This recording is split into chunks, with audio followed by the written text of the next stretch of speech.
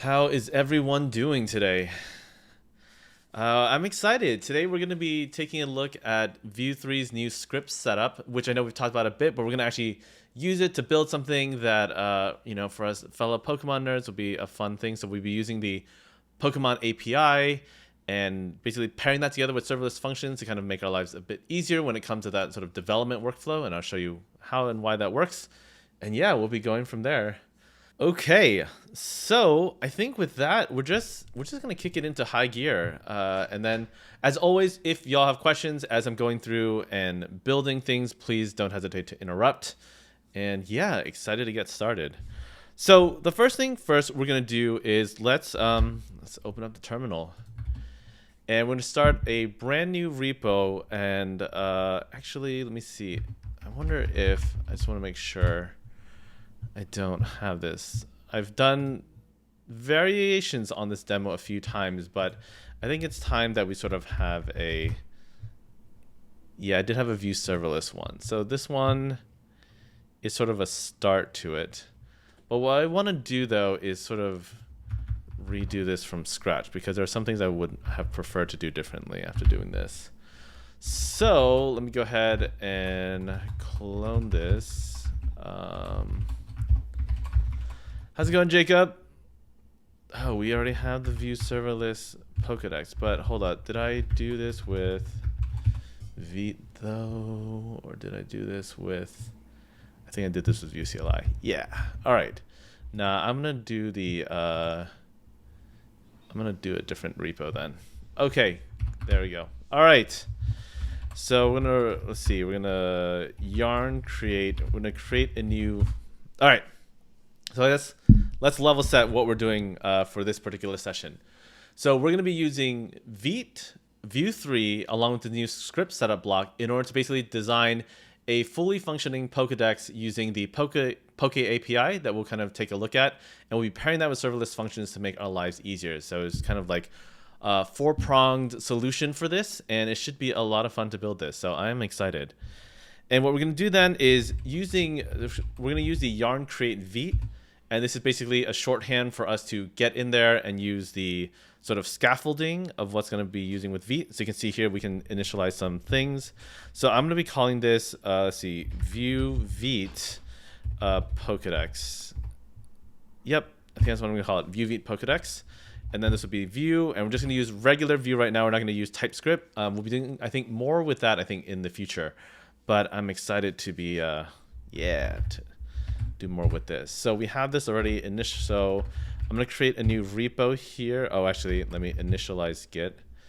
And then let's create a new repo for this. And then it'll be public. Yes, add the origin. Perfect. And now we have everything. Now if I yarn, you can see getting all the ES build things. That was fairly quick. And run yarn dev. You'll see that we should have, let me bump this over, and we have our Vite app up and running. So that was fairly painless, which is super nice. So I'm gonna go ahead and let's just commit all this stuff for now. Let's see, git feature initialize Vite and Vue 3 scaffold. And then the other thing I want to do as well is, since we're going to be using serverless function, I'm going to get kind of all the setup out of the way. And so let's go ahead and do NTL init. So we're going to add all our configurations to this. So we're going to create and configure a new site. This will be under the Ben code Zen. And we're going to call this Vue Vite Pokedex. And then perfect. And then we're going to use the Vite build, and then I believe it's, this is the default. Netlify functions, great. Yes, create the Netlify toml. And then with that, we have, I believe now we have our Netlify toml. Excellent. All right. So config, add Netlify properties. All right. So let's take a look at the code base and see what we're working with. So let me go ahead and close this, and let's bump this over to a third. And let's take a look at what's going on. All right, so here we have a basic hello world where you'll notice that if we take a look at the code, it's actually quite short compared to what we're normally used to.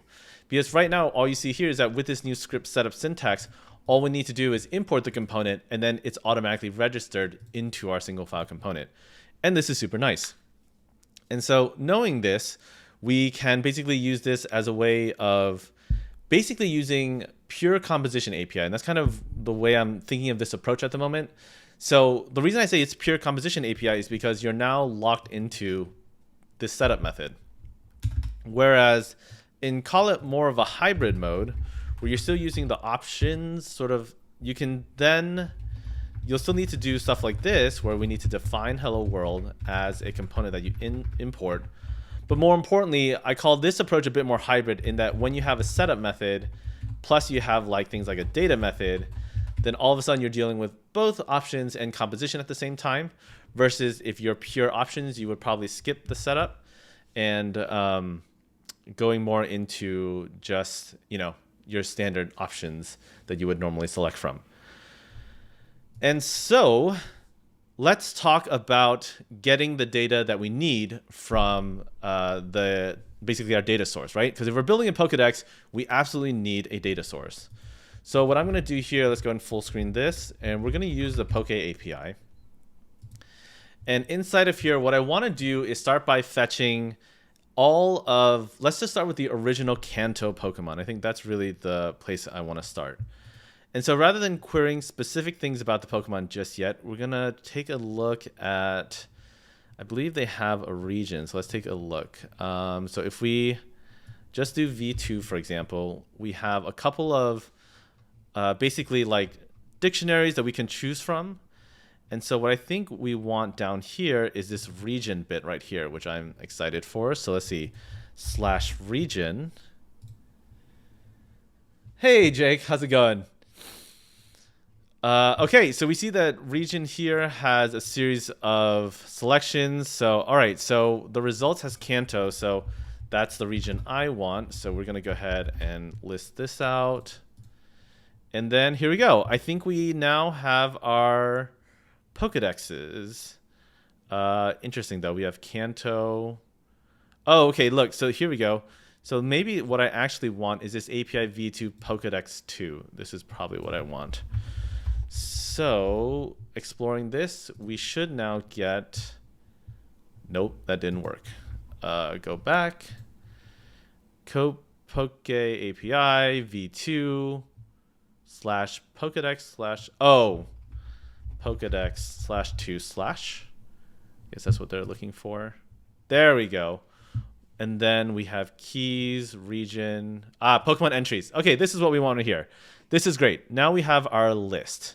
Okay, now that we know this, let's go ahead and just bring this into our View app, just like we normally would. So, except we're going to be using the, can I copy this whole thing? Not quite. So let me just jot that down real quick. HTTPS pokeapi.co /API /v2 /Pokedex /v Pokedex /v2 / Okay, I'm going to cut that real quick. And then we'll move on to that in a second. So I'm going to go ahead and let's delete the hello world. Let's delete the view logo. And let's say Twitch Pokedex. That's what we're going to take a look at first. All right, so if everything updates as expected, let's see, we don't need that anymore. So, oh, right, I stopped the dev server, so let's spin that back up. That's why we didn't see any changes. 3000 Twitch Pokedex, excellent. All right, so using the new script, actually, let's kind of read. I'm gonna do this from the options and then convert it over so that everyone can follow what's exactly happening here. So typically, when we want to grab a series of data, right? So typically, what we might do, we would probably set up a reactive data store that would track the Pokemon list, and it would be like an array. Is what we want to populate.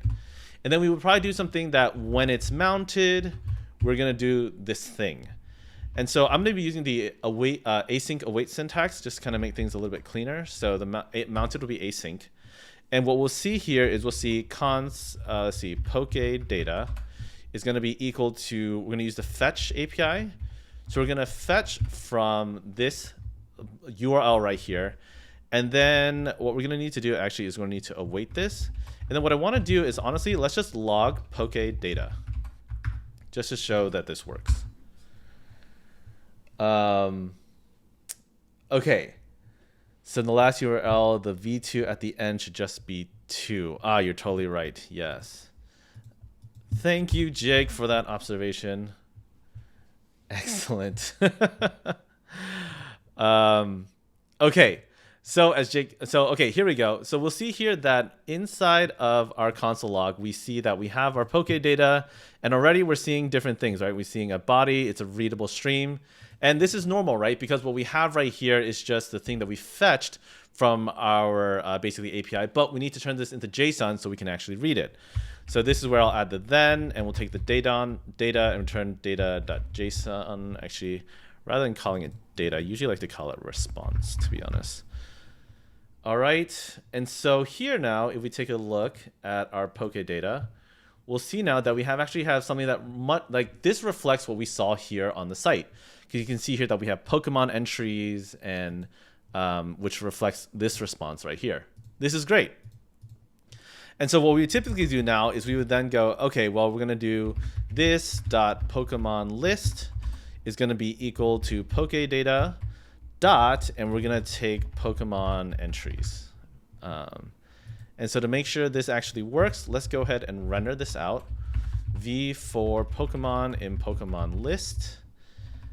And then I'm going to, for now, just hack together an ID for the key so that we actually have something. So I'm just going to call this poke index. And then here we'll just print out the Pokemon that's listed out. So when I save, you'll see that, haha, check that out. We have a whole series of things coming down as far as the various pieces in terms of like the name. So let's go ahead and just go down a little bit further. So we have Pokemon, let's see, species dot name, it looks like. So we save that, boom. Just like that, we have everything that we would typically want when it comes to working with the Pokedex.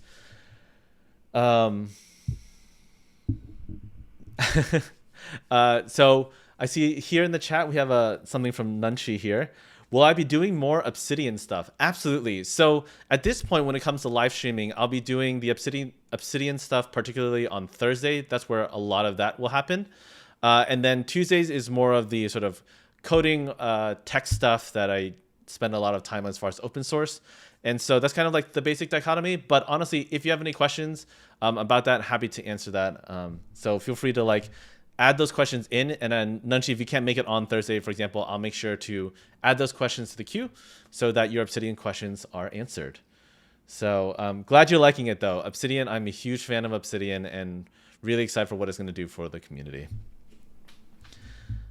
Okay, so looking at what we have right now, this is good. But what if we wanted to use this new script setup block, right? Because this is, this is a little bit, you could argue that this is a little verbose. So if we use the script setup block, a couple things are going to happen. So one, we're going to actually need to convert some stuff. So let me just comment all this out, and we're going to basically walk through each piece. So the first thing first is that we're going to want this Pokemon list to be something that we can actually iterate through, right? So actually, let me do this too.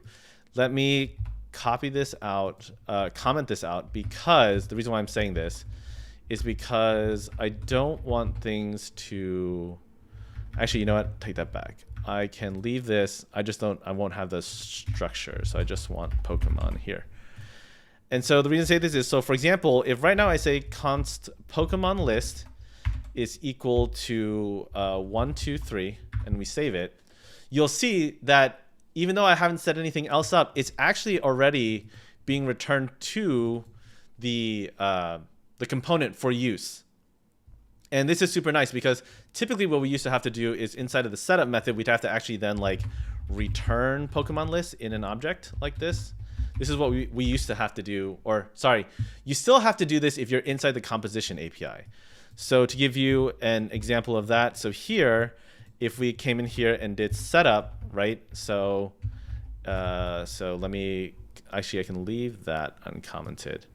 So to show you the difference here, if I go into setup, and I also create like cons Pokemon list 2, right? And this one is 2, 3, 4. I'd actually have to spend the time to return the Pokemon list 2. So that's like something you have to do when you're inside of the function, at least as of this time. But with the new script setup block, this isn't necessary. So this works, believe it or not, and it shows up. But what if you're like, oh, well, I want to add stuff to the Pokemon list, right? So again, just for sake of argument, we're going to add a method called add Pokemon, and we're just going to do this. And so add Pokemon then is going to be just like this. And then ideally what we want to say Pokemon list.push 4, for example, right? And so if we click this, you'll notice, A, nothing's happening. But, however, what if I did this, though? Let's just console log it. So log add Pokemon and save. You'll see that when I click now, it's actually logging. And once again, like everything is just talking to each other and it knows what it is, which is awesome. So what we need to do, though, is turn Pokemon list into something that's reactive. I see a Cassidy has appeared in the stream. And so we need to import a helper method. So in order to make this work. And what we do is I'm just going to use, I'll just use ref in this case. So we're going to import it from view, and we're going to wrap this piece and say that this Pokemon list is a reactive reference. And then now, instead of just logging, we're going to say Pokemon list dot value dot push 4. It's now if you see, boom, everything's added. And so this is great, right? Because what you're getting now here is like, it's fairly declarative. It feels like you're really writing just JavaScript. There's less conventions. You have helper methods that are helping you add functionality. But now what we want to do, though, is rather than basically adding Pokemon manually, we obviously want to fetch it from the beginning. So in a perfect world, what we'd want to do actually is be able to just await the thing and then basically assign it, right? So let's revert this. So what I'm going to do is I'm going to take this line right here. Whoops. I'll take this here and uncomment this.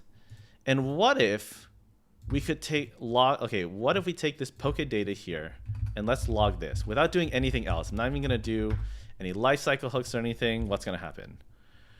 Well, we're going to see here that something actually is being logged. The Pokedata is being basically returned, which is very interesting. Although, why did everything crash? Why did it crash? Nope, that's right. Okay, so hang on a sec. So what if then, once we do that, then we say from here, then we do a then, and we say with the data that's responded, we're going to say Pokemon list dot value equals, and then what did I set it to? I set it to Pokedata like this. So we want data save, and I think I broke something, right? Because of the await. And so let's go ahead and use the lifecycle hook to actually make this work. And what we're going to do now is we want the on mounted. So when the component is mounted, we're then going to run this function inside of here. So const here, and then we'll make this async on mount. Wait, not here. Async in here. Then we'll grab this and we'll simplify this now and say Pokemon list dot value equals Pokedata dot Pokemon. Is it on entries? All right, let's save. And then just like that, you'll see everything works right back to where we were before. So it's replaced the 1, 2, 3 and gone ahead and appropriately replaced it, which is awesome. Okay, so now that we have this, I'm going to go ahead and let's delete this add Pokemon. And let's see, what else do I need to do? Let's do a couple of things. Let's do the number, so Pokemon.entry number. And then we'll have a dash, and then Pokemon.PokemonSpecies.name. And if we save, check that out. Boom, 1, 2, 3, 4, 5, all the way down. And we have everything looking great. Let's see. Okay, so now that we have this, the question is, what if we want to like filter, right? Filter down the Pokedex. So let's just implement this quite simply with a text here. And let's do the V model for filter text. And so what we want here is basically we want a property called filter text, which is going to be a reactive ref that's an empty string. And so what we're going to do here, just to show that it works, is I'm going to say filter text here, and then filter text, save. And then what did I break? Dun, dun, dun. Cannot read property of undefined ref, filter text. Where did it not like it? Save. Hold up. What did it not like? What did I break? I broke something. Oh, if name doesn't exist yet, how could it? Is that what it's complaining about? Is because name doesn't exist, right? So I'm trying to access a property that doesn't exist. Whereas if I save here, oh, okay, I think I know what I did. So if you think of it this way, when the component is created, I access all these properties that don't exist. And so naturally things broke. I was going to say for a second, I was like, I don't think I did anything too funny there. Okay, most excellent. Here we go. So that was just my fault for the default. So here, if I type Bulbasaur, you can see that everything's being reactive. It's being sorted, the text is being updated correctly. So what we really want then is we want to take this Pokemon list and we want a filtered version of it.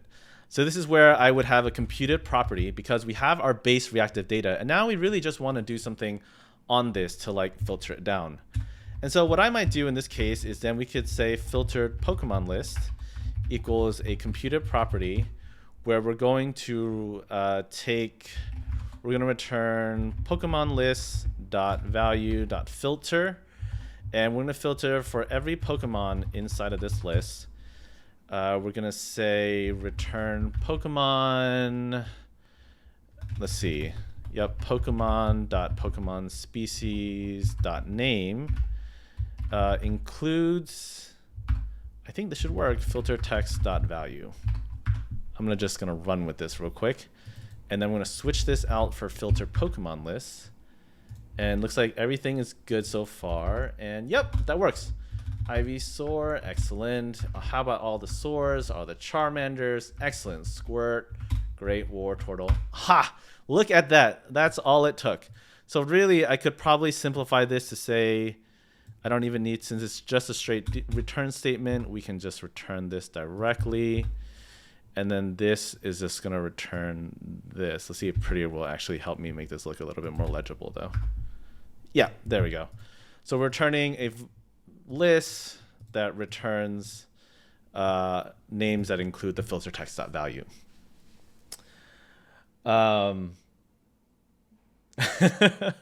Yeah, so I see a comment here from Jake. Not needing to return stuff from setup is a huge win, and I would agree. Because as you can see here, this is actually fairly easy to read and understand. And the nice thing is that you don't have to constantly sort of redundantly tell the code what you want, because basically, right, Vue knows in here inside of your template what you care about, so it can do all the optimizations for you from that. And so one thing I would say though, so for example, right now we're looking at how to sort of manage different things to organize. What I want to do real quick though, I personally really like the reactive helper method better. And so what I'm going to do is we're going to refactor this, but let me just commit the code real quick because otherwise I'm sure I'm going to botch something. Feature add Pokedex with a filtered list. Okay. So one of the tricky things about using composition API, and I'll say this again, and I'll probably be saying it for a long time, is that architecture is entirely up to you. And so while there were complaints about Options API being like kind of hard to like jump around the code blocks, honestly, there's nothing stopping you from making the same exact mistake with composition API. And more importantly, it can be worse because if you don't organize it correctly to begin with, people are really going to have a hard time figuring out what's what. And so in this particular case, like for example, the fact that we have this, like these three things here are pretty tightly coupled, I would argue. Or well, at the bare minimum, I would say the Pokemon list and the filtered Pokemon list, these two things here at the bare minimum are something you would probably pair together, right, in an ideal world. And so for me, rather than declaring them as separate properties and then having to deal with all this value stuff, personally, I would prefer to move this into a reactive state. So let's show you how this works. So I'm going to just comment. Actually, if I comment it out, it's probably going to break. So I'm going to call this Pokemon store just for now. And this is a reactive object that will contain things like the Pokemon store list will be the original thing. And we also going to want the filtered. Let me see. Can I do filtered results maybe? Well, filtered list is good. Okay. So then what I can do here, right, is that this here, so let's do this. I'm just going to log out Pokemon store here so you can see the changes happening. So, oh, this is not going to show because it's super long. So let me drop it up here. All right, there you go. So you see that filtered list right now is an object. And anytime I make a change inside of here, everything should change. So here we go, 12 and 3. Excellent. Okay. So what we can do here is rather than Pokemon list being like sort of this Pokemon list.value, we could instead say Pokemon store dot list, right, equals this entry. And so also I realized I don't want to break the original one. So let me just copy this and show you that this actually works. So we want to keep Pokemon list untouched and show you that this actually works. So you can see here, Pokemon.list now makes, like, this is actually what I like better, right? The dot value is something I really don't like to unpackage because that's a specific thing to the reactivity engine of how Vue is implementing things. And really what you want to input, what you really want to assign is just the property on the object. And I like this better. And so from here, we can then say, rather than having to refer to everything in this like separate value, I can take this computed property and actually just drop it inside of here. And don't get me wrong, we need to update something real quick. We need to say Pokemon store dot list dot filter, and then everything else I think stays the same. So I'm going to go ahead and what was that? Okay. I'm going to delete this. I'm going to delete this real quick. And then we're going to go ahead and say, so Pokemon store dot filtered list is what we want. And then I'm going to delete this and save. And okay, everything should still work exactly as we expect, and it does. So this is great.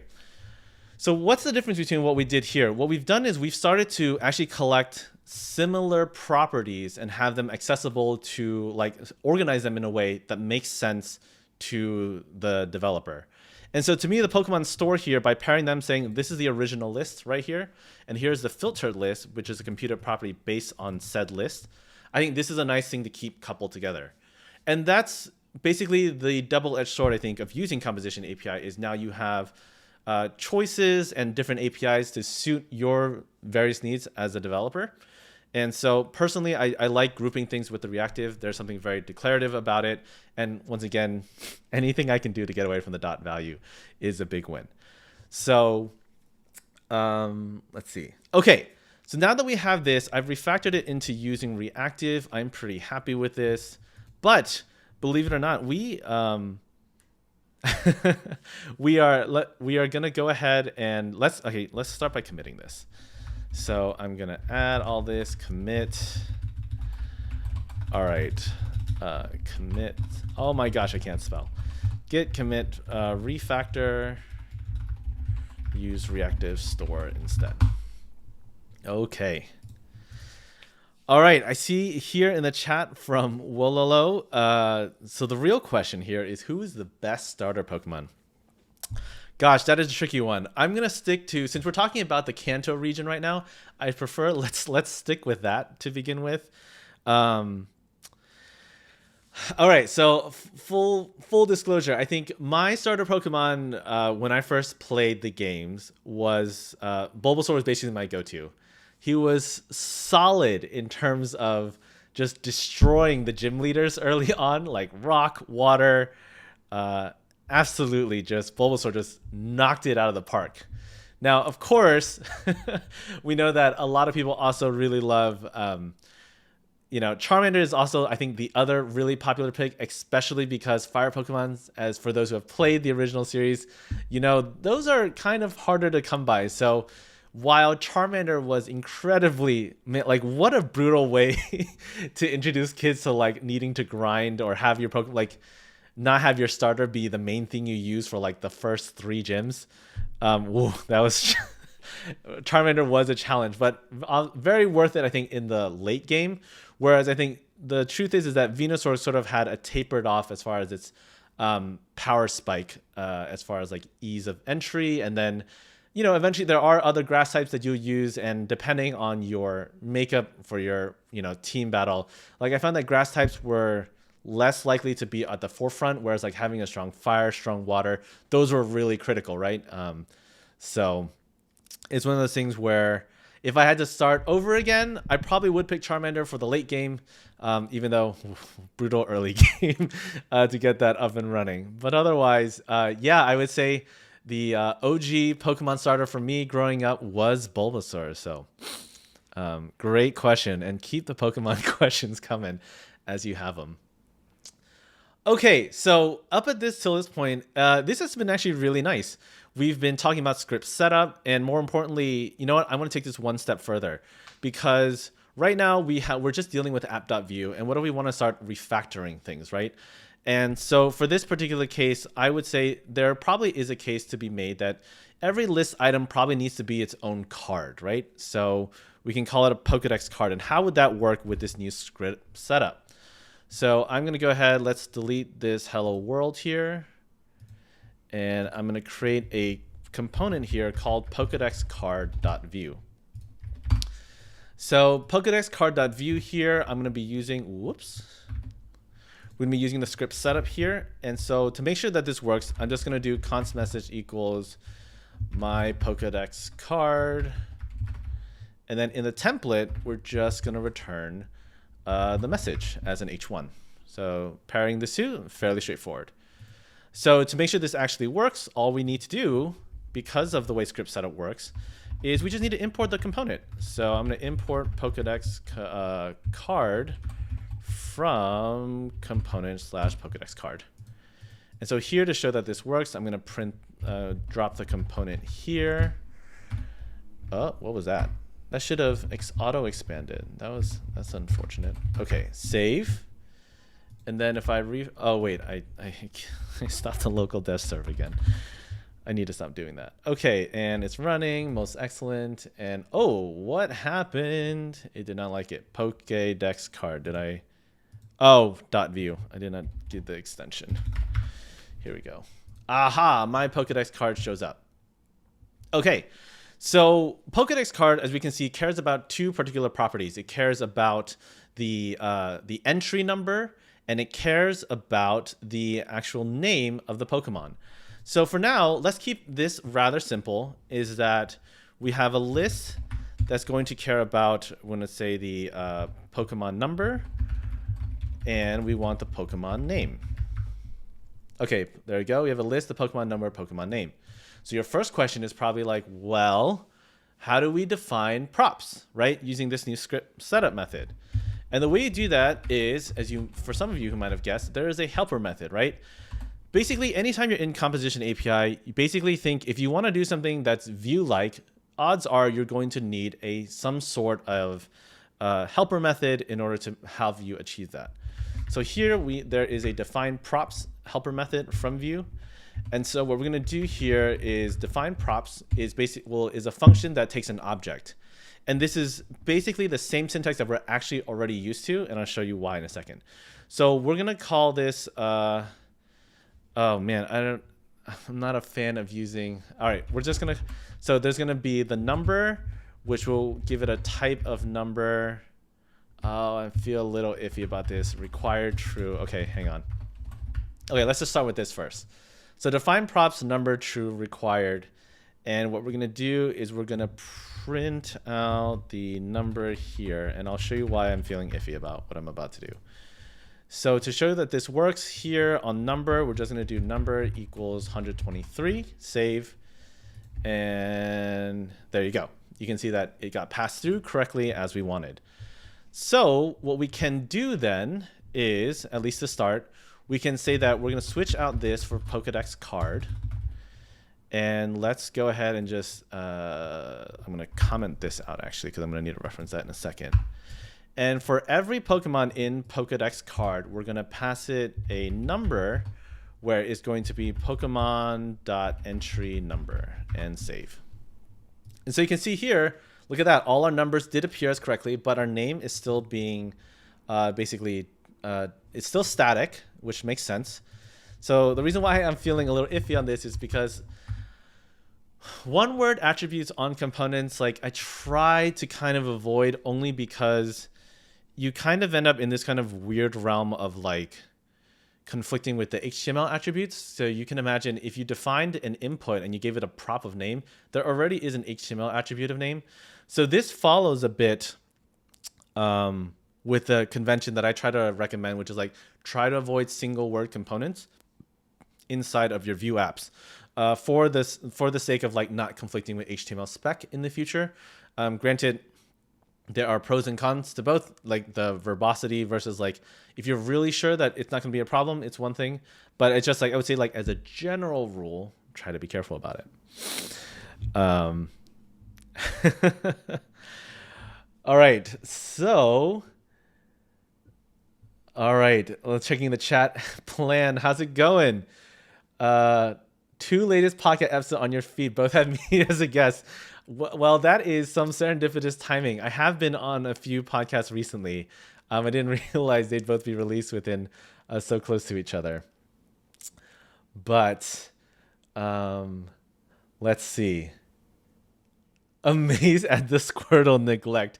All right. So to Cassidy's point, it's not. I have no hate on Squirtle. In fact, Squirtle is great because again, finding a water Pokemon in the early versions of the game, that took a while, especially with the fishing rod and stuff. And so for me personally, I think usually my go-to water Pokemon was getting Magikarp and then grinding like heck to evolve it into Gyarados, and that was always my go-to. So funny enough, my little brother's starter Pokemon was actually always Squirtle as a preference. And yeah, Squirtle demolishes Brock like nobody's business.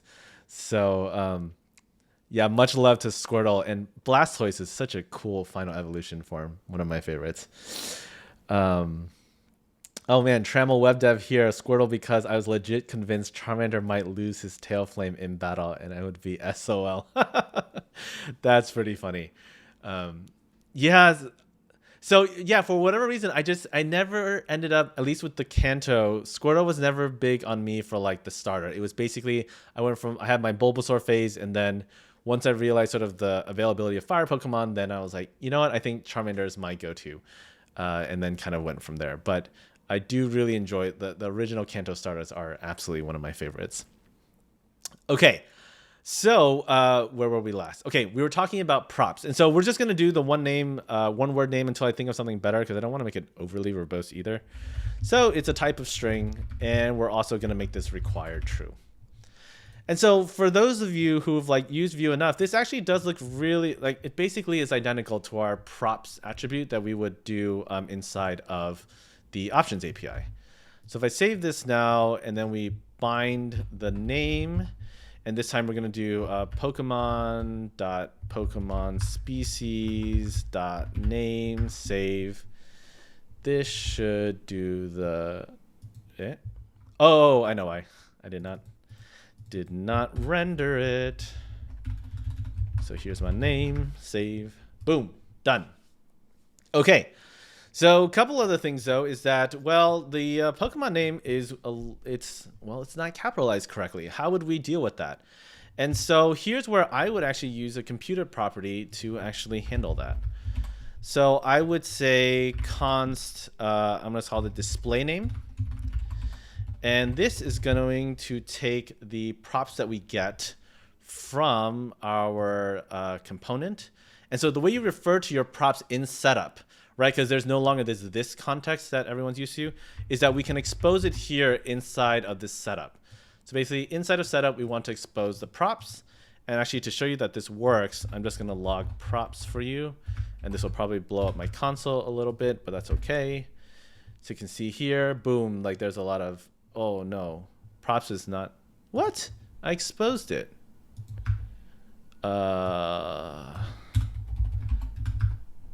That should work. Get out.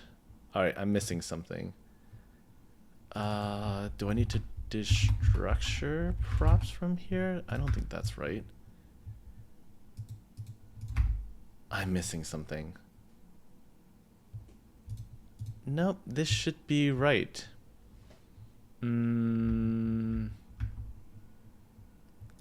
Clearly, I'm missing something. Let's check the docs real quick.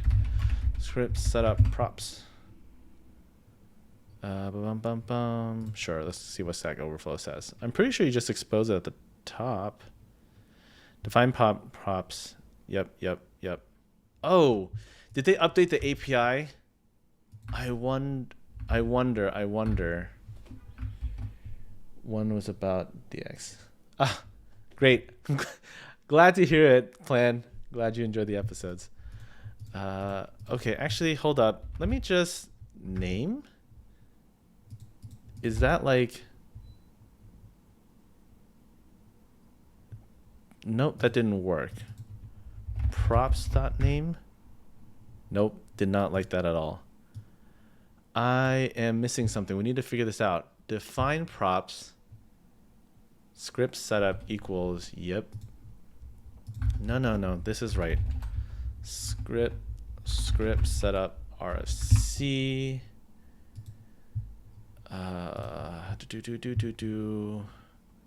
Yep.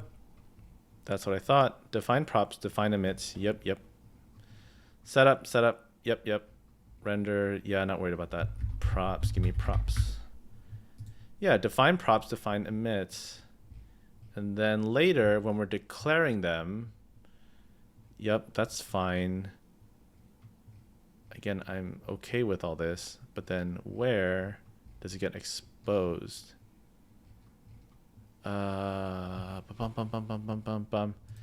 Yeah, setup equals props, right? So export default bindings object. That seems... No, I don't want that though. How do I figure this out?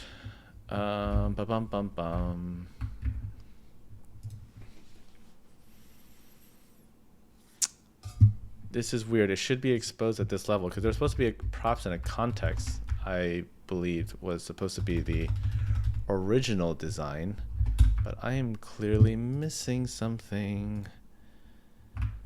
All right, let's take, I still have a little bit of, still have time. Let's figure out why. Let's see. Are they returned from define props? No, this is supposed to be just the options piece. That's why I think it's a little bit weird. All right, let's see. This blog post figures something out about props that I'm not aware of. Accessing props. Yep. Setup props content. I'm aware of that. Define props use context. Yeah, slots adders. Oh, Bum, bum, bum. Okay. If I understood this correctly, then Steve here has made a point that maybe instead we're saying that it should be returned like this, and that therefore we can then log it. So if that's the case, let's refresh this. Proxy number name. Huh.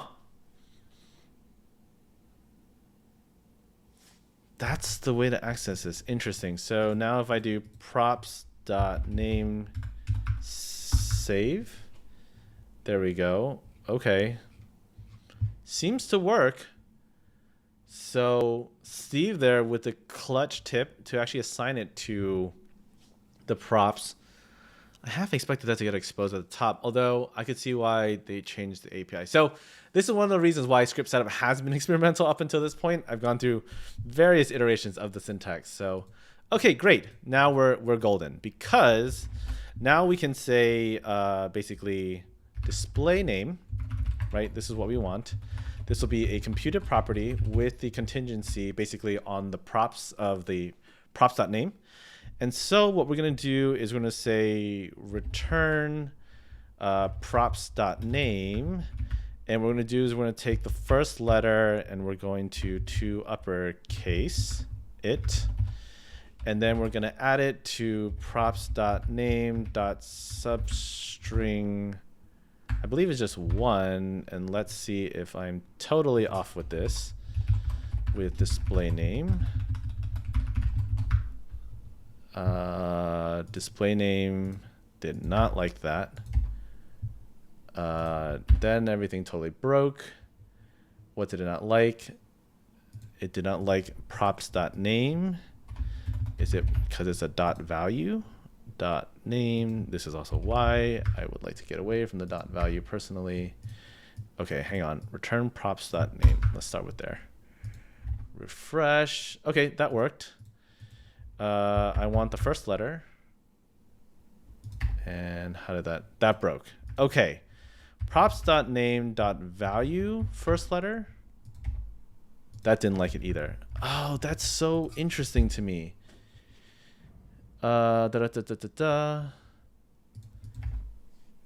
Because missing prop name. Wait. Oh, why is there missing? Oh, missing prop name. Duh, I shouldn't have this at top. Okay. So now that I have this, can I just take the first letter? There we go. Oh, okay. I botched the data originally. So, right, to uppercase, save. There we go. And then we're going to add the props.name. I believe it's substring 1. There we go. Boom. And just like that, we now have a properly formatted name with everything cased correctly. Beautiful. And we can filter through it. This is good. Excellent. Okay, so now that we've successfully refactored this, it's time to talk about the next step. So let's go ahead and save this. So we've added this, git commit, refactor, create Pokedex card component. Most excellent. Okay. So at this point, the question ends up boiling down to this, which is like, okay, so we have all this, but one of the things that's kind of funky though is that really the API, at least the one that's being originally returned, is not ideal from the sense that like we have sort of a lot of filtering down and we know how we want like the data to look. But right now we kind of have to do a lot of work to make sure that like the code inside the UI, excuse me, we want to make sure the code inside the UI actually matches the code that's like in the API. But if we're talking about developer experience and thinking about ways to make our developers faster, it does kind of make sense to optimize our responses and everything to what we're already looking for, right? Why should we spend so much time to do all this calculation on the front end, when really these are things that honestly could be done on the back end. And so what we're going to do here now is we're going to switch over to the concept of serverless functions. And I want you to think about serverless functions so actually, let me go back a second. One of the biggest challenges for me with serverless functions was this idea that like they were this sort of amorphous thing that was like very tricky to do on the back end and it required a lot of work.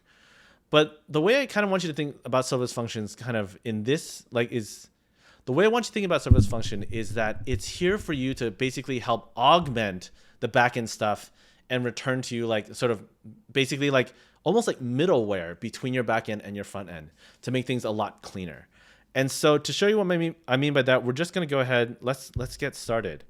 So the first thing we're going to do actually is we're going to go ahead and take a look now at the Netlify portion of this because so for those who don't know, staff developer experience engineer at Netlify. And so naturally, I love the products that we're building here. And one of the things it does really well for us when it comes to Netlify's tooling is that it makes it really easy for us to use serverless functions in a way that feels like you're doing front-end development. And so what do I mean by that? So let's just get started. So first off, inside of my Netlify toml, you'll notice that the Netlify functions here is declared here as like where it's going to live. So I'm going to go ahead and create those folders, right? So we have our Netlify folder, and we're going to have a folder here called functions. And inside of here, we're going to do a hello world.js, right? And so the first thing we need to understand about Netlify functions is that I told you it's going to feel a lot like developing for front end, but we do have to remember that contextually speaking, we are in sort of like the backend world, especially when it comes to Node and that kind of stuff. So what I'm going to do here is we're going to take the Netlify functions. I'm going to take the sample one here. I just want to grab the hello world, get started, and I want the docs. Netlify functions docs. There we go. And then we're going to go ahead and grab the sample one right here. Here we go. So inside of here, you'll notice that basically every single serverless function has a handler function, because what you're saying is when you hit this endpoint, what is the handler going to do? And then from here, we can then say like we can log certain things, right? So here I'm going to say, or I can return certain things. So because this is an HTTP response. So I can a status code of 200 with a body of hello there, and I can save. Now, of course, you're probably wondering like, okay, now that you have this, how does this actually work?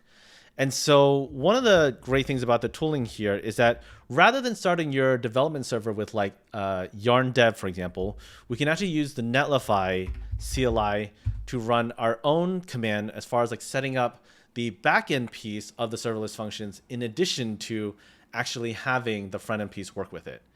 So what you're going to notice right here is that our URL has changed now to localhost 8888, but everything still works exactly as you expect. And as I'm in here with my app.view, if I wanted to change the title to say updated, you'll see that everything actually is still working exactly the same way, but we have some added superpowers to our development environment. So right now, you notice here I have this hello world.js.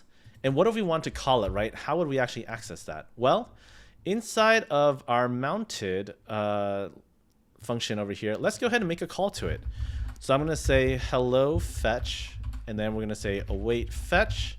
And we're going to go ahead and go inside of our Netlify functions and hit the hello world endpoint. And then we're going to take, actually, I'm just going to log the response from hello fetch right here.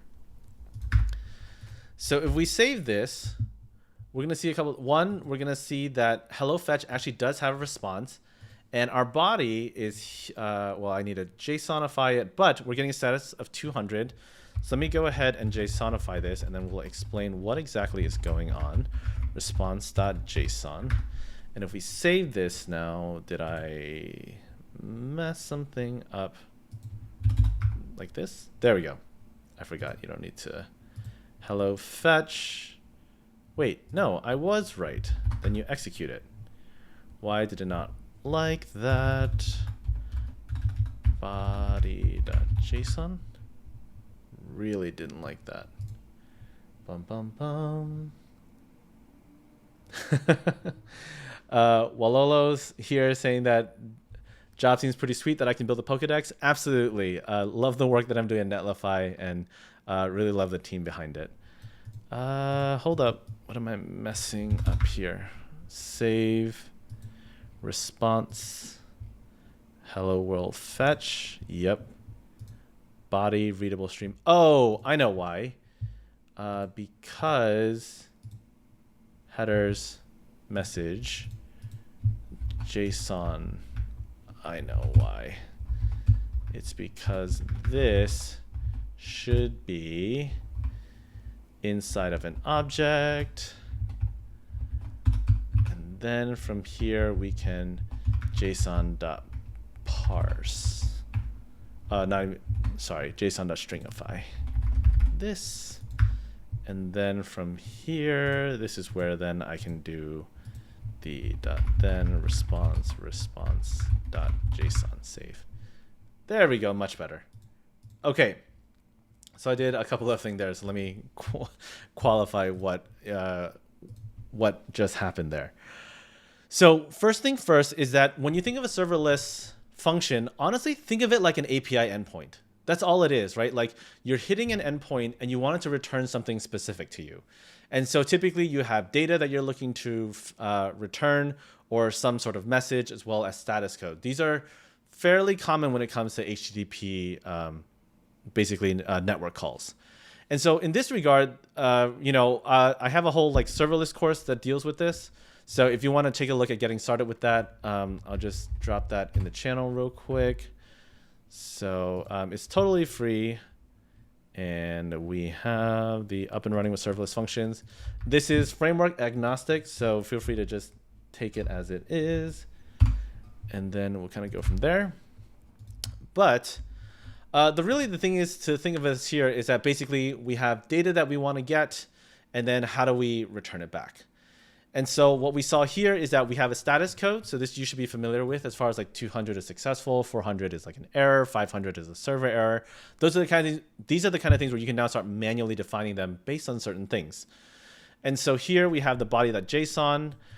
So what is going on here, right? The body of the message that you're returning back from the server basically has to be a string, right? Because there are no, the way that the protocol is sent, you always send strings. But obviously our objects and stuff are off, the data we're sending oftentimes is much more complex than a string. And so what we can do here is utilize the JSON.stringify method to turn our objects into strings, which is how we turn this object here into a string.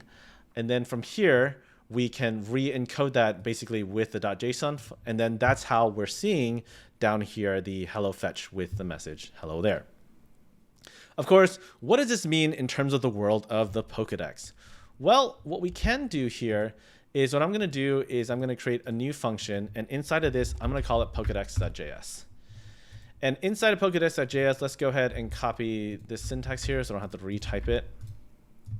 And this time, what I want to do differently, though, is I want to actually handle the request from the Poke API, because what I really want is to honestly modify the response so that it's easier for my developers to work with in the future. And so how do we do that? Well, the first thing we're going to do is we're going to come inside of here, and we're going to take this fetch command right here. And really what we want to do is we want to say cons, again, I'll say poke data equals await fetch, all this stuff, and get it back. And in a perfect world, we would return status code 200, and then we would return the body, which would be basically JSON.stringify the poke data. Okay, this would be what we would have in a perfect world.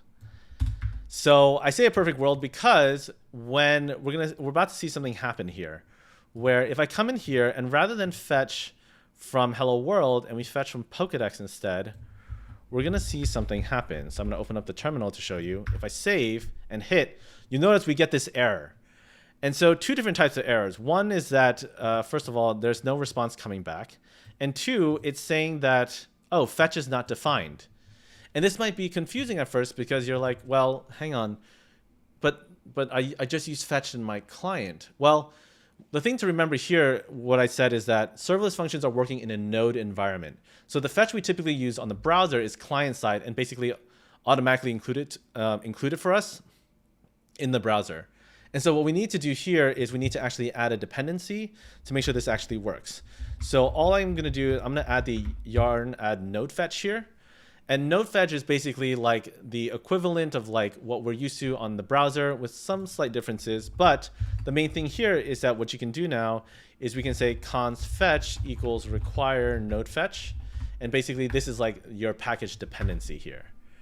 So if we save that and then start up our local dev environment again, what we're going to see now is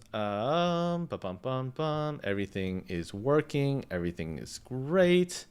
And you'll notice here that hello fetch actually now returns all the things we actually are used to.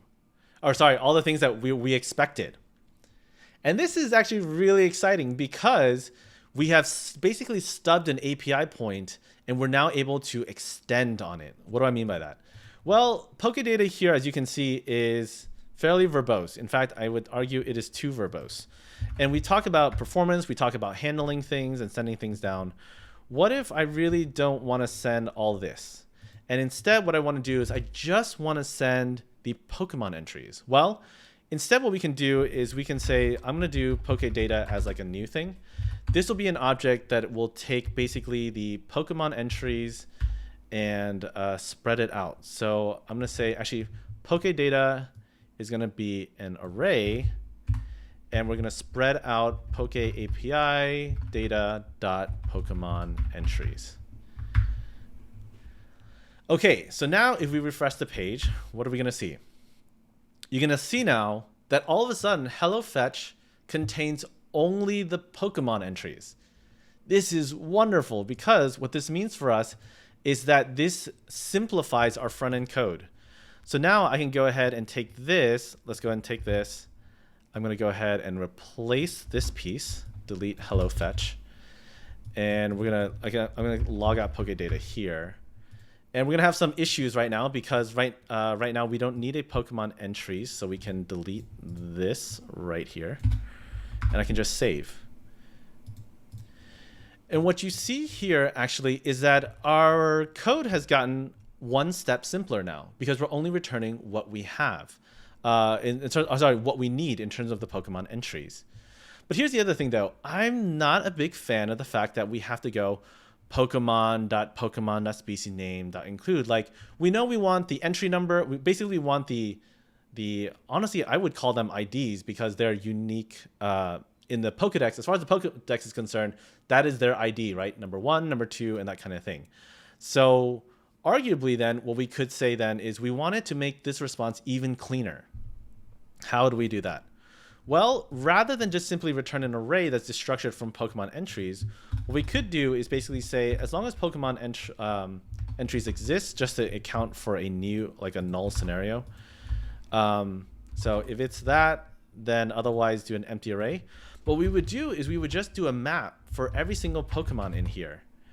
And what we would want to do is return an object where the name is going to map to the Pokemon.Pokemon. If I remember this correctly, it was like Pokemon species.name.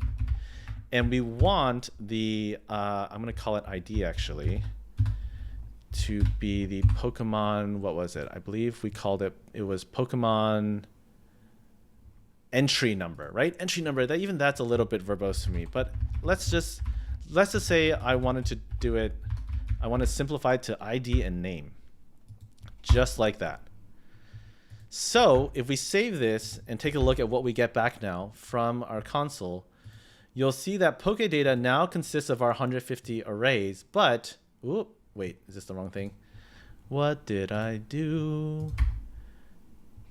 Okay, it did not like things.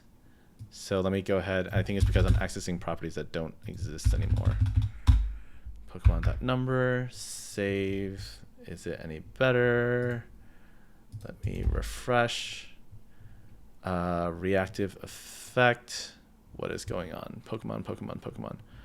Pokedex card, response.json. log Pokedata. Pokedata is here. It has everything here. It has ID and name. This is correct. Oh, wait. There is no number. It is Pokemon.id. So now if I refresh, it's still breaking. Why is that? Cannot read name of undefined. Oh, I know why. Because we're referencing it here. There we go. Perfect. Okay. So, what we have here now is a simple, like our API is much simpler now because we're basically hitting the ID and the name, and everything is coming back in basically one form. The other thing now that we can do, to be honest, is, let's see, right here. You see how we're actually doing computations on our end regarding the display name?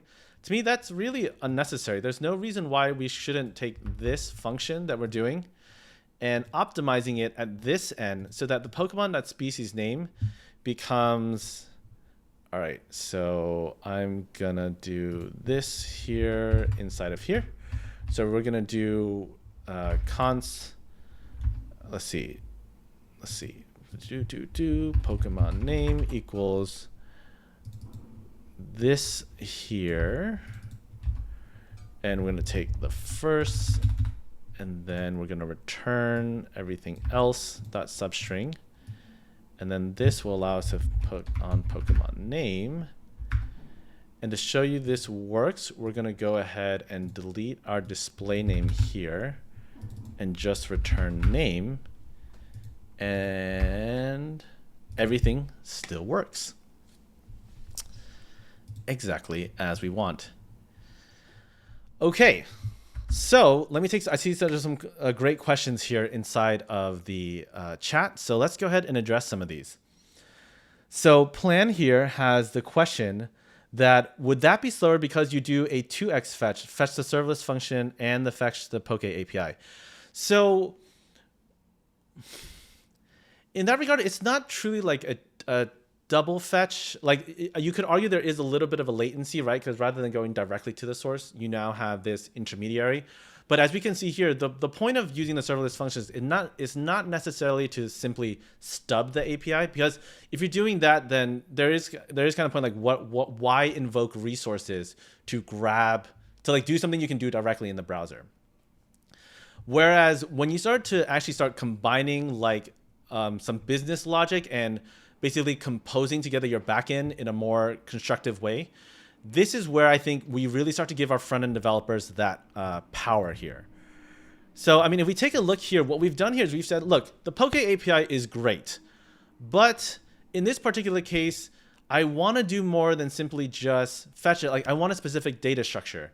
And so Pokedex at this point can actually like, basically, as we can see, we've like modified the entry to pare down the response, which is smaller, which means it will be faster for the user at the end of the day, because the user will only see one request. The user will see the request to the Pokedex endpoint, and then our serverless function does all the magic and computation to send it down so that it's quick. Like I believe performance-wise, it will be faster to parse basically the resulting piece of it. And so what's also cool about this though is that this is really just the beginning. We've just talked about the ability to fetch like something like just like re-getting the API. But what if we wanted to actually go as far as like actually getting, like, can we like, remember these are APIs. So what we can do is we can actually post to them. We can actually make custom requests, right? So really, if we wanted to call it, there's nothing stopping us from let's say, for example, we only want to, we want pagination for our Pokedex. Right now, there's very easy ways we can do this with Vue, for example, as far as like just limiting the data. But what if we actually wanted to create like API requests that were paginated, like call it every 10, right? How would we actually do that? Well, currently with the Pokedex API, that's basically impossible. Or basically, unless the backend implements some feature that you have, you can't actually do that. But what if we could? And so let's do that. We still have time. I think I can do this in the time we have left. So I'm going to add this and feature add serverless functions. Okay. So actually, that was a terrible git commit message. I'm going to redo that. It wasn't a feature, or yes, add serverless functions for managing Pokedex API. That's a little bit more descriptive. Okay, plan here with the question here saying that do the serverless functions do some caching magic? As far as I'm aware, yeah, basically. There were some, well, actually, as far as caching goes on the response, I believe there's some of that happening, but one of the tricky things about serverless functions, at least at this level, is that they don't necessarily manage state. So one of the things that Netlify we have basically we're working on regarding like call it a caching version of serverless functions is on-demand builders, but that's a little bit more on the like if you're trying to return like an entire page. As far as responses go, that is an excellent question, Plan. I'm gonna double check on that piece. I would imagine there's something there, but I will double check that for you and get back to you on it. Okay. So the thing that we want to do before we wrap up today, though, is talking about how the heck would we like want our API to handle pagination. And so right now, we can see here that when we fetch here, all we're doing is fetching basically directly from our Pokedex. But what if we wanted to actually like post like how many requests we wanted to get, for example? So in a perfect world, what we'd want is we want to pass this fetch, right? So using the fetch API, just in case you didn't know, you can define a method. So what if it's a post? We wanted to post to the API. And then inside of here, inside of our body, we're going to post a very specific request. And we're going to request that the, I'll just say pagination, or I'll say limit. How about this? Limit 10. Just like that. Okay? So what does that exactly mean? Well, this now changes things a little bit because what we really want now is our backend to actually receive like that argument of how many it's received and basically do something with it. So earlier, you'll notice I deleted two different things. I deleted an event and a context. And so let's go ahead and log those out actually for us. So I'm going to log out event and let's log out context here. And so if I save this, it'll, actually, if you didn't even notice, as I'm working on my serverless function, this is basically hot reloading as I'm going through it. So we'll see here that we actually have a lot of contextual information when we are working with our backend piece, right? You see that we can see the HTTP method. We can see that there's the headers, origin. Oh, here's the body, for example. So check this out. So if in our event body, so we can say here, so const limit equals event.body, which we want to parse. So we're going to say json.parse event.body. And then we're going to destructure out limit because that is, or actually, let me log everything out because I think a lot of us here are new to the event, sort of these serverless functions. So I'm going to just show you what happens when we do here. So when I save, this will reload. And when I refresh here, you'll see that the event body contains an object that contains the limit 10. This matches what we designed on the front end.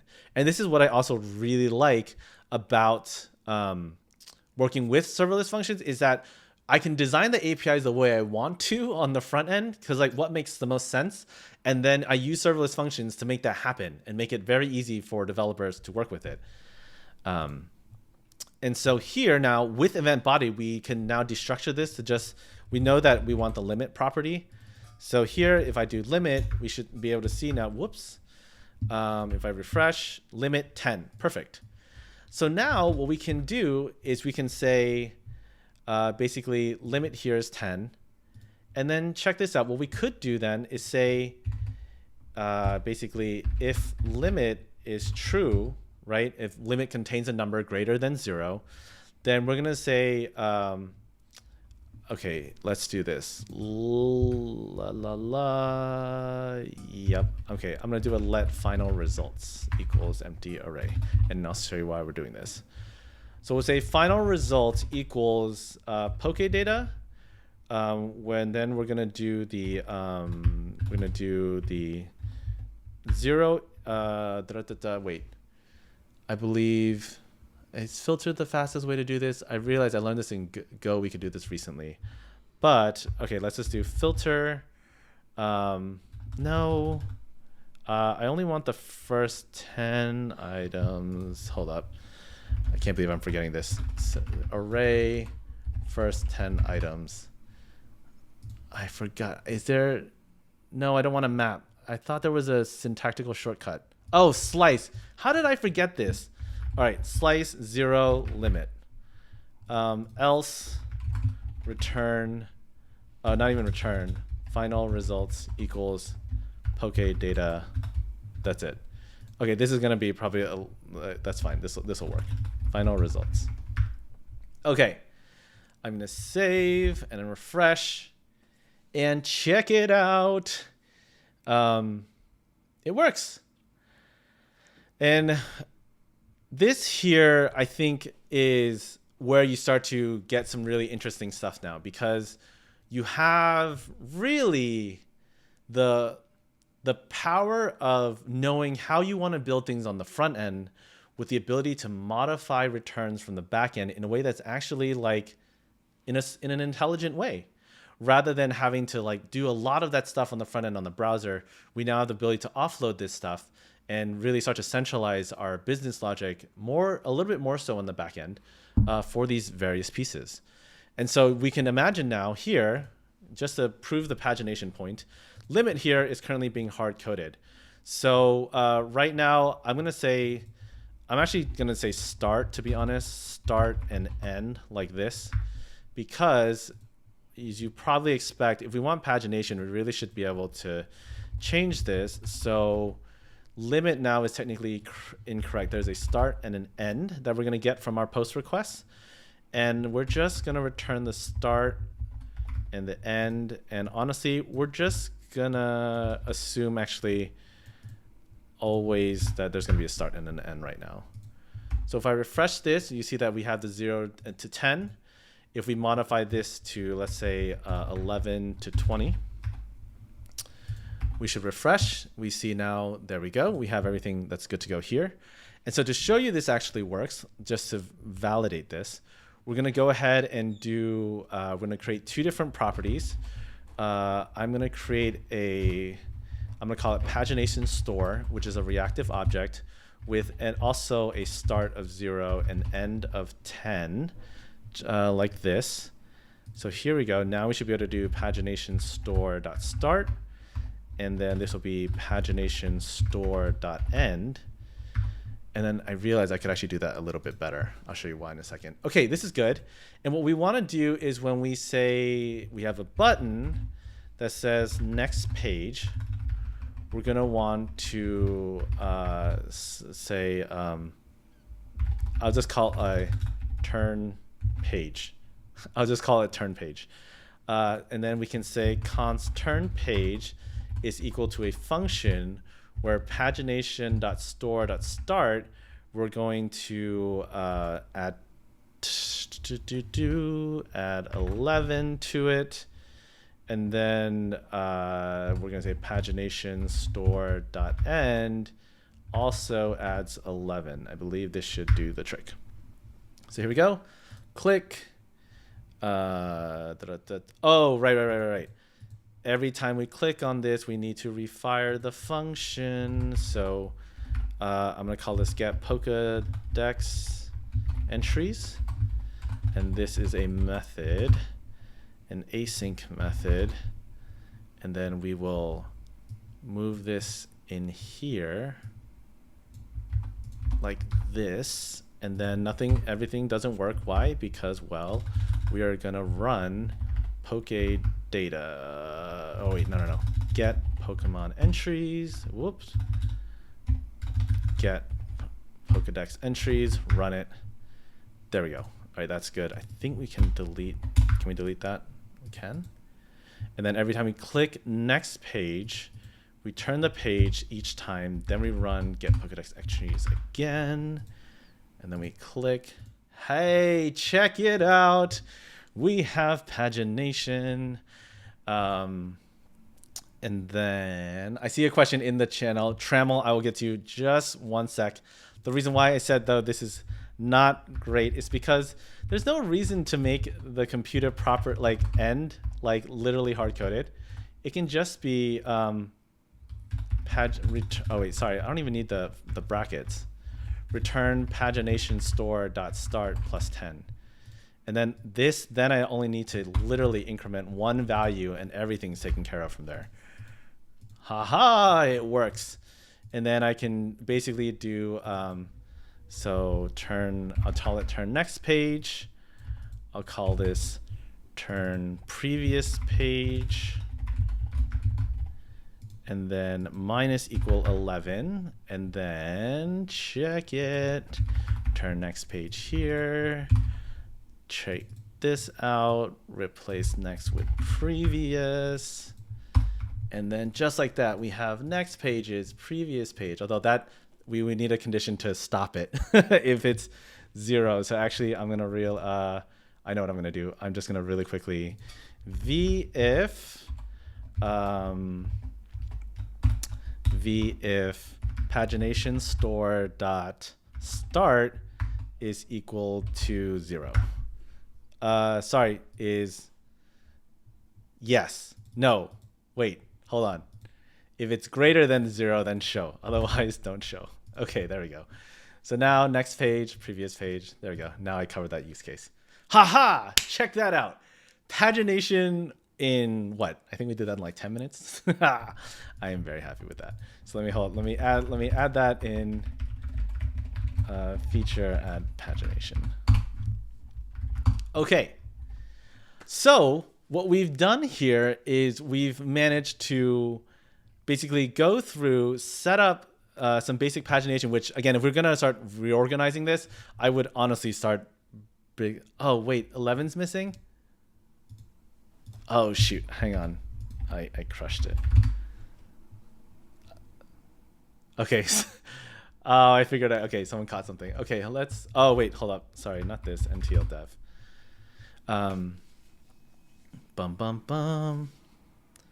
I missed some 0 to 10. Would that always? Oh, you're totally right. So that means actually then it's just like this. I think.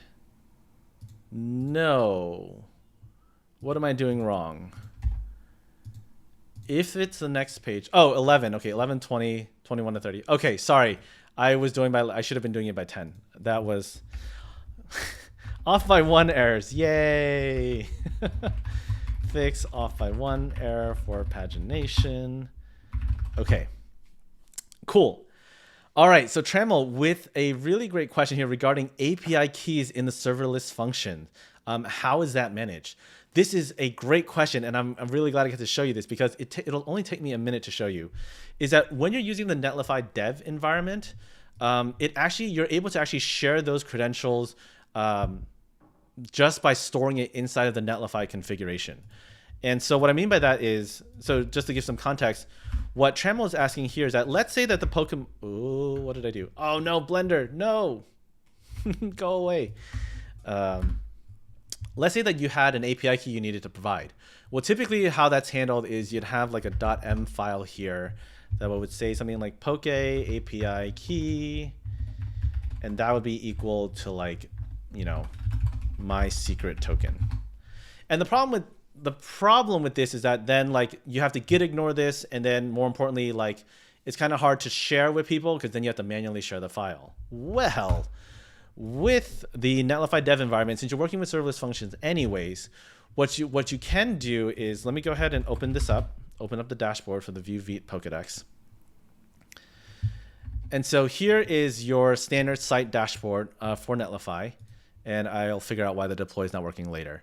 But inside of site settings, you'll see that inside of build deploy, there's actually a way to manage your environment variables right here. And the reason this is beautiful is call it, again, we have, what was it? It was like Poke API token. And then we can say, whoops, I can't spell. Token equals my secret key. And I can save this, right? once I've saved this at the global level, the great thing is that everyone who has access to this project, when they run their NTL dev, it will actually go ahead and inject the Poke API token right here. So you don't actually have to worry about the security settings from like, will this accidentally creep in? Because serverless functions, again, are like the requests are done entirely on the backend. So you won't have the issue of having to deal with those security credentials being basically revealed. Okay, so plan here with another clutch question. So to not go beyond 150, you would need the serverless function to send the number of entries. Yeah, so there's definitely a number of ways to do this, right? You could design the pagination to have like a clear end, or to be totally honest, to handle the limit of the Pokedex. What I might honestly do is inside of Pokedex, let's see. We know okay, here's the thing though, right? We have the original data here. So there's nothing stopping us from defining a const that was like Pokedex limit. And the limit is going to be Poke API data dot Pokemon entries dot length, right? And so based on this limit, we could then say, again, basically, do not let the start go past this, right? And that's something you could handle on the back end, to be totally honest, and then call it like, if you got to that point, then you could say like return like no additional entries required, or sorry, available. And so that's what I think is really fun about the serverless functions though, is that it kind of opens up the possibility now from like because typically what would you do, right? On the front end side, we would take the limit, we would run a check, and we would make sure that like, like for example, the easiest thing for me to do right now, because I know how long it is I could just say that, well, the next page button will also have a if condition, is that if pagination store.end is less than or equal to what was it? I think it was, I called it Pokedex store? Pokemon store. Okay. So the Pokemon store.length. Like this would be one way to handle it because you technically have the data on the front end. So why even bother with not even why bother. It's nice to handle error situations, but this way it's clean, right? And from like a UI perspective. So this is one way to absolutely handle that piece. And yeah. Okay. So we have done a lot today in terms of like showing off the various things and learning things. So I believe this should work. Let me just actually make sure real quick. Is it still running? It is still running. But I noticed something is not working as I would expect. None of my buttons are appearing. And why is that? Let's figure that out real quick. If pagination store.n is less than Pokemon store... Oh, wait. There's no length on Pokemon store. Pokemon store.list. My bad. So if the list is that... We have the original list. Now we can next page. Oh, wait. Now Pokemon pagination store n should still show up though, because it's less than pagination store. What's my pagination store? Store end Pokemon store.list.length. Oh, yeah. Okay. Oh, okay. Hold on, plan. I see exactly what you're saying. Because in this particular case, we're only returning that. Yes, this is where you're totally right. This is in this particular case, because we've limited the response, I would say, all right, let's fix this real quick. So there's nothing stopping us from augmenting. And this is, again, I will say this all again. The fact that like, as we're coming up with ideas on the front end, that we're using it to like change what we want from the back end, to me, this is really cool. Because now, so earlier we were saying like, okay, we know that this Poke data actually will have a length. So what I can do is, before Poke data is assigned anything else, we'll say Pokedex length is equal to Poke data.length. And then when I stringify the results, this time I'm going to make it a little bit more complex now. I'm going to say there's the like size, I guess we'll say, because that's the size where we size, or we'll call it limit. Yeah, I'll call it limit. So the limit on this is going to be the Pokedex length, but then otherwise our results are going to be the final results. This is going to break everything.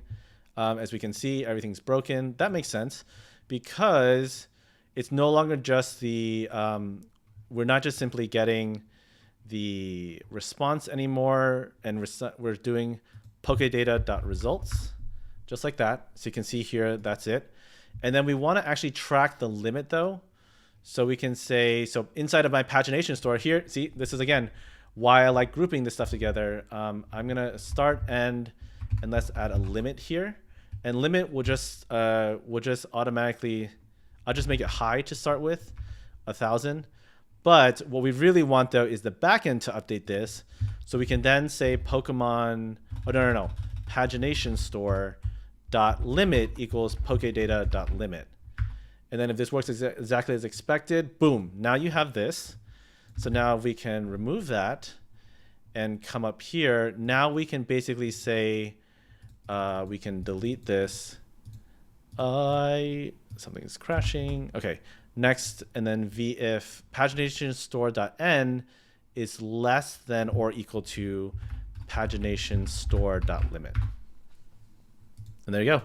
Next, and so I'm going to keep going because this should be fairly easy. 30, 40, 50. Ooh, that's it. That worked. Ah, I forgot. I'll tell you where it's Canto is 151. Boom. Just like that, we've now actually implemented the limit on the end so that the VIF disappears, and we've augmented the backend to actually accommodate for that size. And now there's one less computation that you need to do on the front end. So yeah, oh, I'm so stoked. All right, I'm committing that now that that works. That was easy. Pokedex here. Now, of course, like anything else, right? Now that you have the ability to do all this, you know, again, you have a lot of freedom and flexibility. This comes with now more responsibility to, because again, we haven't even touched on error states and that kind of stuff. That's something, again, with practice, you can start doing more of. But again, I love the ability to do all this and not have to be like, well, shucks, I have a backend API that like, you know, it works, it gives me the data, but like it could really be cleaner with serverless functions, piece of cake. It honestly, like outside of the initial like module or exports.handler bit, which feels a little funky, and then like requiring node fetch, I basically feel like I'm writing client-side JavaScript, which is so great. All right, feature here to add limit to next page button visibility. Boom. Check it. Wow, Wololo here with the birthday wishes. Thank you very much. I appreciate the shout out. Okay, so I think that about wraps it up. We've successfully implemented a sort of high-level Canto Pokedex here. And more importantly, it has some pagination. We can filter on the existing. Oh, wait. Why does it not like that? That was interesting. Hold up. I got to fix this bug. This is going to bother me. Filter. What did I do differently? Oh, I know why. Because our filtered list from the Pokemon store right here, we'll see that when we compute it, we do it Pokemon store.list. Nope. That should be right. Pokemon.results filter. Nope. What? Why? Oh, something did not like that. Pokemon store.list.filter. What happened to list? No, list is a set of results. Unless Pokemon start list final results should be an array. I'm a little confused. Pokemon store. This is a proxy. I know. Give me Pokemon store up here. I gotta figure this out real quick. That's gonna bother me. Save. Pokemon store is gonna be at the very bottom. list is an array. So why wouldn't filter work in this case? Computed list, Pokemon list, filter, where every Pokemon is an object. Pokemon.name includes filter text.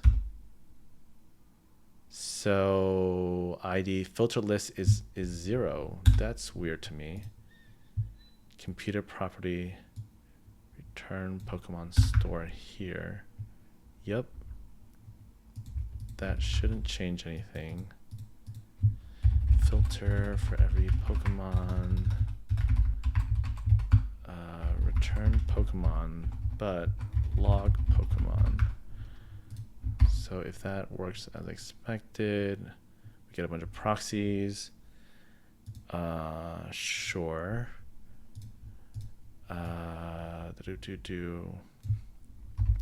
Pokemon.name. That should go through, and that logged everything correctly. Dot includes. Oh, is that why?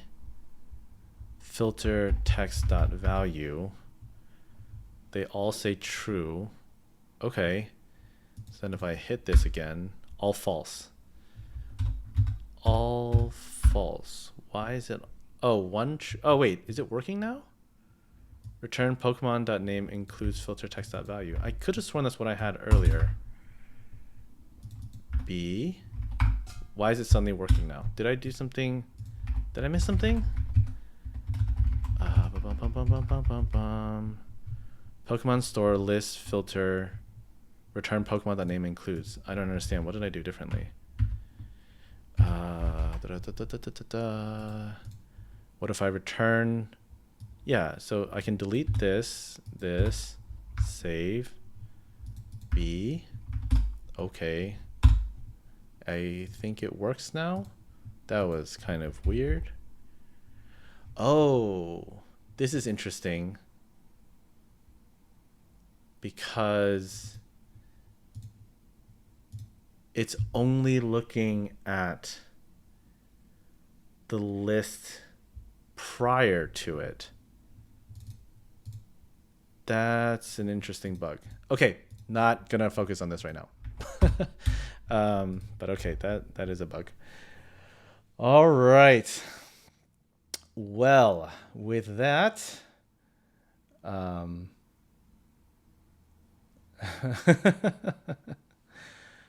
again, thanks everyone for joining. A very productive session as far as using Vue 3 Vite and all the fun things. And so, yep, I'm gonna make sure everything is pushed up. So actually, you know what? Let me go ahead, and for those who are here with me live, you'll so that you can have the repo. I will make sure everything's good to go on that end. But this was very fun. Thanks everyone for hanging out.